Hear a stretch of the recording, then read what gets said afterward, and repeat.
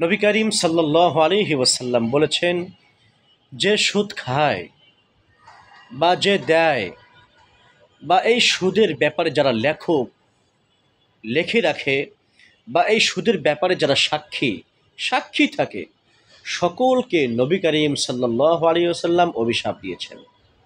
তাহলে দেখেন, যে সুদ খাইতেছে তার তো লাভ, দেনেওয়ালার আরও লাভ।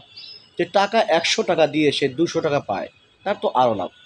কিন্তু মাঝখান দিয়ে যারা এই সাক্ষী থাকে, তারা এই ফাউ গুনাহ করে, তারাও সুদের ব্যাপারে একই সমান গুনাহের অন্তর্ভুক্ত হয়ে যাবে।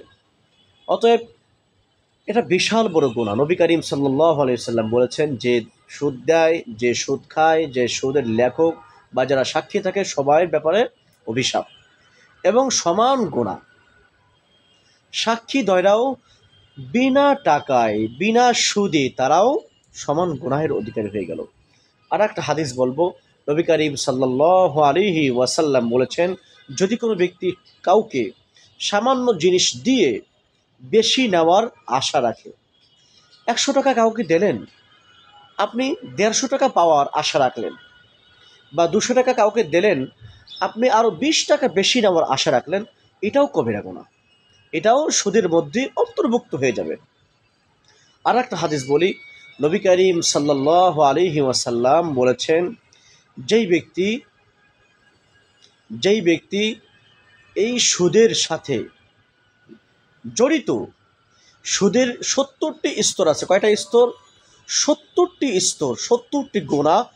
সর্বনিম্ন গুনাহ হলো নিজের মায়ের সাথে জিনা করা। আস্তাগফিরুল্লাহ, আস্তাগফিরুল্লাহ। একেবারে সর্বনিম্ন গুনাহ হলো নিজ মায়ের সাথে জিনা করা।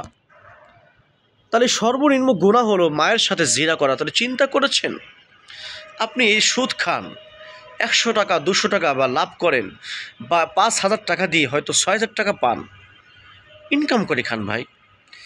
নিজের মায়ের সাথে গুনাহ, এত বড় অন্যায়, সুদের অন্যায়, এত বড় অন্যায়, সুদ এবং ঘুষের সাথে যারা লেনদেন করে।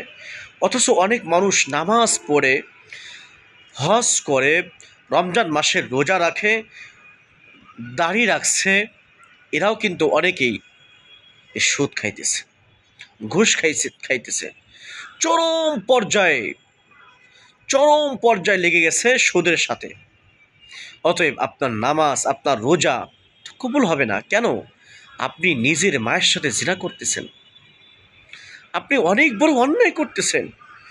নিজের মায়ের সাথে জিনা করা মানে তো কাউকে বলাও যায় না, এত বড় গুনাহ।